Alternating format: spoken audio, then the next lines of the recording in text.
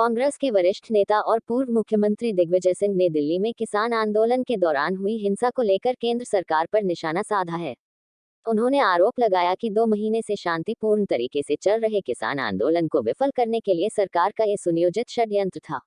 आंदोलन में हिंसा के बाद 15 लोगों को पकड़कर पुलिस के हवाले किया है। ये सभी लोग सरकारी मुलाजिम हैं। इससे ये बात साफ होती है कि आंदोलन में हिंसा फैलाने के पीछे कौन लोग हैं। उन्होंने कहा कि जब सिंधु, टीकरी और गाजीपुर तीनों ही बॉर्डर से किसानों को ट्रैक्टर परेड निकालने की अनुमति दी गई थी, तो फिर क्यों गाजीपुर बॉर्डर पर बैरिकेडिंग कर किसानों को रोका गया और टीयर गैस छोड़कर उन पर लाठीचार्ज किया गया। उन्होंने लाल किला पर झंडा फहराए जाने को लेकर भी प्रदर्शनकारियों का बचाव किया और सवाल किया, तिरंगा न फहराने का जवाब आरएसएस से क्यों नहीं मांगा जाता। उन्होंने कहा कि तिरंगे के नीचे किसान यूनियन और खालसा पंथ का झंडा लगाया गया। उमा भारती और प्रज्ञा ठाकुर द्वारा भोपाल के कुछ स्थानों के नाम बदले जाने के सवाल पर उन्होंने कहा कि यह लोगों को भटकाने का तरीका है। उन्होंने बेरोजगारी और ईवीएम में गड़बड़ी कर नतीजे बदलने को लेकर भी सरकार को आड़े हाथों लिया। प्रदेश में शराब नीति को लेकर उन्होंने मुख्यमंत्री शिवराज सिंह, नरोत्तम मिश्रा और उमा भारती पर निशाना साधा और आरोप लगाया कि शराब नीति को लेकर तीनों में ही मतभेद है। दिग्विजय सिंह ने भाजपा और संघ पर वैमनस्यता फैलाने का आरोप लगाया। उन्होंने कहा कि भाजपा और संघ प्राणियों में सद्भावना हो, विश्व का कल्याण हो, कि सनातनी विचारधारा को संकुचित विचारधारा में ढालने का काम कर रहे हैं, जो न केवल घोर पाप है बल्कि अपराध भी है। दरअसल दिग्विजय सिंह बुधवार को अपने बेटे और जयवर्धन सिंह के साथ भगवान महाकालेश्वर के दर्शन करने उज्जैन पहुंचे थे। इस दौरान उन्होंने कहा, भगवान महाकाल उनके इष्ट देव हैं, यहाँ आकर उन्हें शांति, प्रेरणा और मार्गदर्शन बहुत मिलता दिनों है। से उज्जैन नहीं आया था, कोरोना काल चला हुआ था, लेकिन यहाँ आके हमें आत्म शांति भी मिलती है, प्रेरणा भी मिलती है और मार्गदर्शन भी मिलता है। इसलिए महाकाल हमारे इष्ट देव हैं और हमेशा हम उनके चरणों में रहकर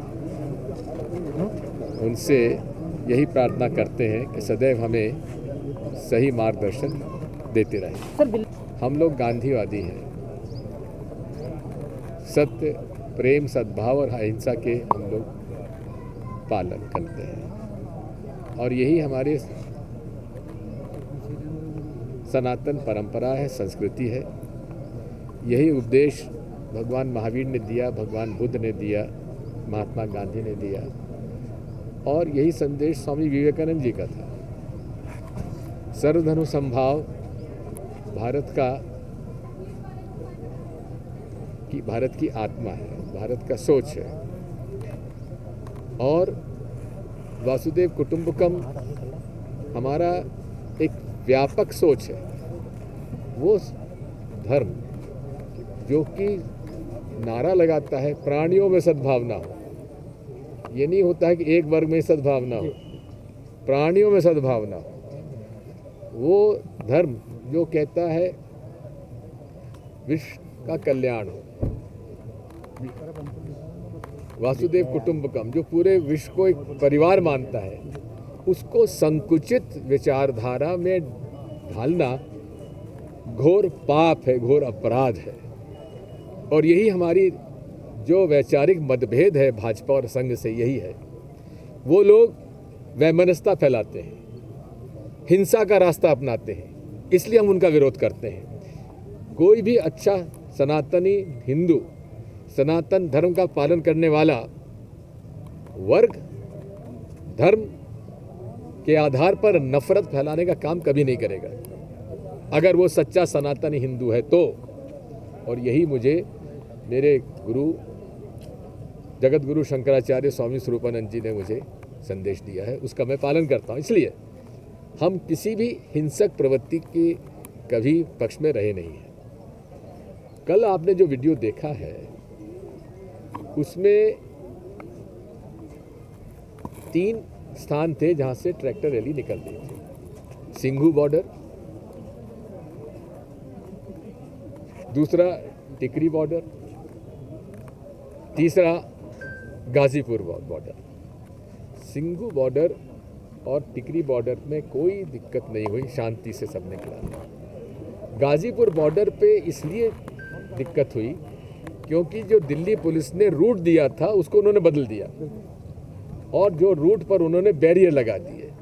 जब उसमें विवाद हुआ कि भाई आपने हमको कहा इस रूट पे उसको खोलिए, उस पर पुलिस ने टीयर गैस चलाए, लाठी चलाई, उससे विवाद बढ़ा और वही कारण बना।